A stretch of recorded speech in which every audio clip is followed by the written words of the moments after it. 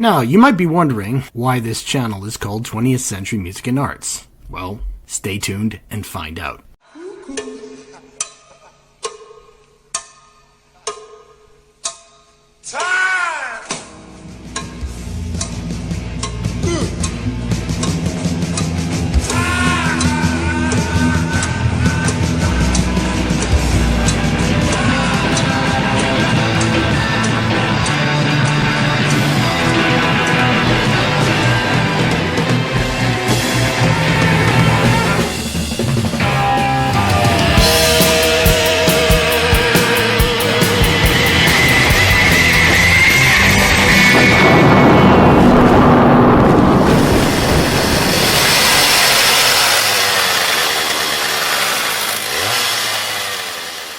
When I started this channel 3 years ago, I purposely chose to call it 20th Century Music and Arts and made the main focal point of the channel the music and other art forms that had developed during the 20th century. So far it has been largely focused on art forms from the second half of the 20th century, and while I've included some music that was created by these 20th century artists into the millennium, I very self-consciously chose not to look at artists that emerged in the 21st century. Now there are reasons for this decision, and in this video I'm going to explore what really turned me off music and in fact most other art forms in the 2000s and beyond. In fact by the late 90s I had lost a lot of interest in music. Now part of this was my struggles with tinnitus kind of ringing in my ear, but I also noticed things that had happened to the music. And then when the millennium occurred, when we get into the year 2000s, I noticed that culture seemed to almost go on pause, and there was this inertia, and that inertia seems even more apparent 25 years later. We're at a total dead end. And now, while I've seen many excellent movies in the millennium, none of those films come close to some of the classics that I remember from the last 3 decades of the 20th century. And culture itself, it just seems to be one sort of long, ironic commentary on the 20th century. And, everything has become infused with retro. Now, while there had been a retro in, say, like the 1970s, 80s, and 90s, where they would look back at earlier decades, now it was different. My friend Burn Power, the anadromist, he describes culture as being kind of like a serpent eating its own tail, as if there's nothing else to pull from. You have retro, and then you go back to retro again. It's just like it was flogging a dead horse. What I've noticed is that the decades of the 20th century, especially in the later half, they have a distinct feel to them. I mean, you watch any film, or if you remember living through those eras, there's, a massive difference culturally and aesthetically between, let's say the years 1965, 1975, 1985, and 1995. You can watch a film and you know which one of those years it was from. However, personally, I find very little difference in the pop culture and the aesthetics between the years 2005, 2015, and 2025. It just feels like we are perpetually wandering around in kind of a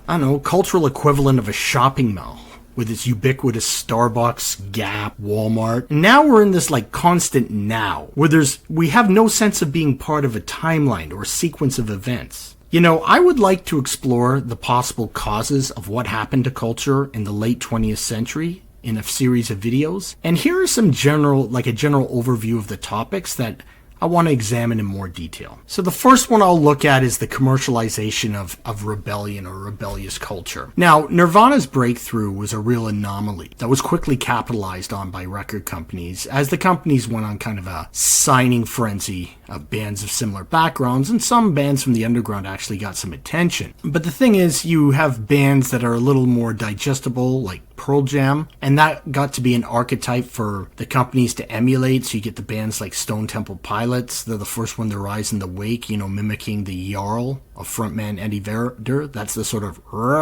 sorry about that. But there were bands that were operating at that time that had a very safe rock sound. I'm thinking of stuff like Spin Doctors, Hootie and the Blowfish, or Blues Travelers, stuff like that. And I'm kind of convinced that the corporate executives running the major labels were trying to combine that kind of Hootie and the Blowfish sound with the Jarl sound of Eddie Vedder. And that's why we end up with these atrocities like Creed and Nickelback. Now, pop punk became a darling of the record companies as well, and very much the pop part was more emphasized, and the sound was really cleaned up and cutting out the rough edges that had given those SoCal hardcore punk sound its edge. You know, the most saccharine example being Blink-182. And then there was nu metal, which seemed like the ultimate marketed form of rebellion. You're combining, you know, your rap rock of something like Rage Against the Machine with kind of like a jock meathead attitude. And that sort of jock meathead attitude was all over the culture. There was this like juvenile rebellion. I'm thinking of things like, I don't know, the Attitude Era of the WWE, which is still called the WWF back then. You kind of teen sex comedies, things like American Pie, and later the phenomenon of Jackass. You know, even though the Jackass guys would, you know, they pay homage to the early hardcore punk scene, they were in many ways the antithesis of hardcore punk.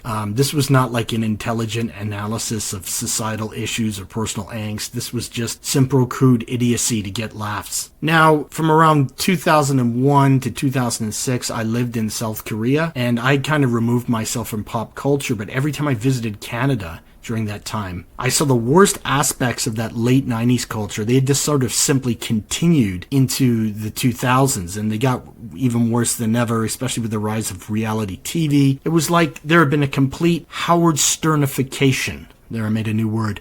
Of popular culture. And I know people will tell me there was interesting stuff happening in the underground, and there was, but much of it was retro.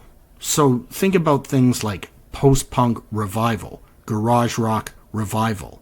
Again, beating a dead horse. You know, that's why I think we have the later, like the hipster phenomenon. It's kind of like this postmodern take on retro, as the past fashions would be recycled into a smorgasbord of a self-conscious uniform. There really wasn't anything new. Now, fragmentation of the culture ties in with the previous points, meaning that in popular culture, the focal points that people participated in or very much aware of. So like examples of this were television shows like Happy Days in like the late 1970s or Friends in the 1990s. People would talk about what happened on those TV shows the next day. But you know, with the internet really taking off in the early 2000s, this focal point seemed to sort of dissipate, kind of disappear. You know, there kind of be endless possibilities now, and there's this, especially with the rise of social media, there becomes sort of dozens of niche markets and communities, and you know, that's why you have like these anime communities and things that take off. So while that fragmentation is going on, ironically, you're getting big blockbuster movies that are trying to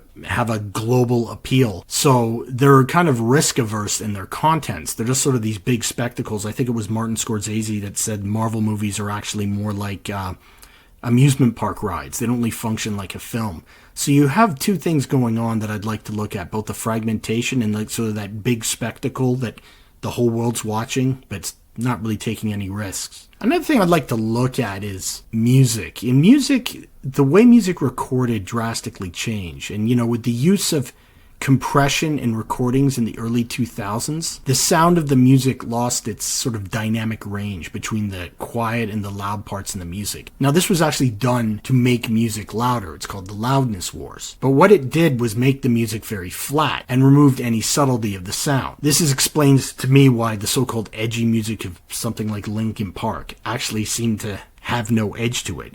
It was just very flat sounding, and I find regardless of what genre I'm listening to, most music has that flat compressed sound, and that's something I'm going to look at in a video. Now, of course, there's always the issue of corporations taking over media. I know in 1996, Bill Clinton signed the 1996 Telecommunications Act that allowed for a series of corporate mergers. I mean, really, this was the final death nail to the concept of local media, especially with like music radio, and it created a complete homogenization of sound. As you know, Clear Channel was the big one that took over numerous sort of mid-market stations across the United States. And then resulting in this more than ever, there's this mass pressure to produce hits, because basically those big corporations, they only care about quarterly earnings. So you can have a situation like Bruce Springsteen in the 70s putting out several albums before eventually, I think it was Born to Run was the big hit for him. That would be an impossibility. If you don't have a hit with the first record, you will be dropped. And interesting is what happens is record companies also increasingly use songwriters that could create this sort of earworm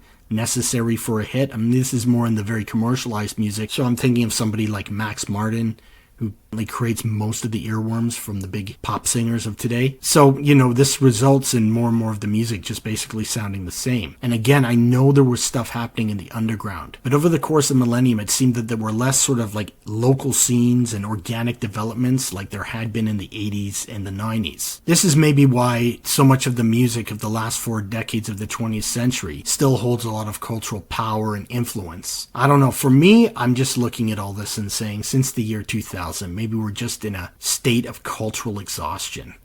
We're in a dead end. Anyway, this is just me ranting, but I'm giving you also a brief overview of the topics I want to explore in future videos. Don't worry, I'm still going to do like top album lists. I'm still going to look at bands. I'm still going to look at movies. But let me know what you think of these different issues related to the culture. And of course, remember to like, share, subscribe, please subscribe. And again, give me a comment. What do you think about these issues that I've raised here? Thank you.